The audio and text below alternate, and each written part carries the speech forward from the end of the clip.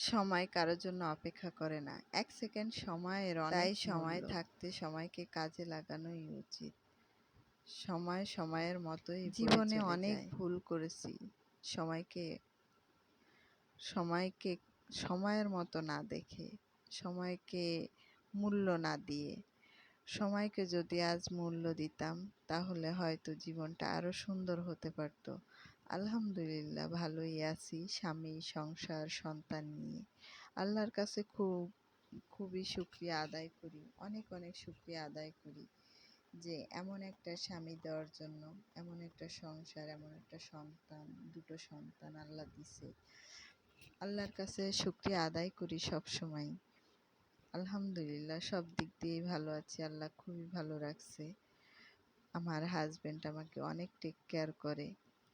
আমার অনেক খেয়াল রাখে সব দিকেই।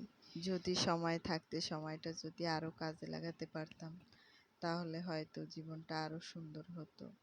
নিজেকে আরও পরিপূর্ণ মনে করতাম। পড়াশোনা করলাম কিন্তু পড়াশোনা কাজে লাগাতে পারলাম না।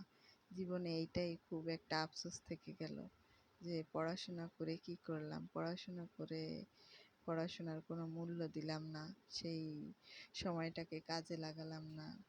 যে এত কষ্ট করে পড়াশোনা করলাম, অনেক কষ্ট করে পড়াশোনা করছি। যে রাত জেগে পড়াশোনা, স্কুল টাইমে ভালো লাগতো না যেতে কিন্তু তারপরে যাওয়া লাগতো। তারপরে কলেজে যখন পড়াশোনা করতাম অনেক দূর হেঁটে গিয়ে তারপরে কলেজে যাওয়া লাগতো। তো অনেক কষ্ট করে পড়াশোনা করছি ঠিকই কিন্তু সেই পড়াশোনার মূল্য দিলাম না। পড়াশোনার কাজে লাগালাম না। তো এইটাই জীবনে অনেক বড় আফসোস থেকে গেল যে যদি কাজে লাগাতে পারতাম তাহলে হয়তো মনটাকে সান্ত্বনা দিতে পারতাম যে না পড়াশোনা করে আমি একটা কাজ করতে পারছি বা একটা আমার পড়াশোনার মূল্য দিতে পারছি, কাজে লাগাতে পারছি।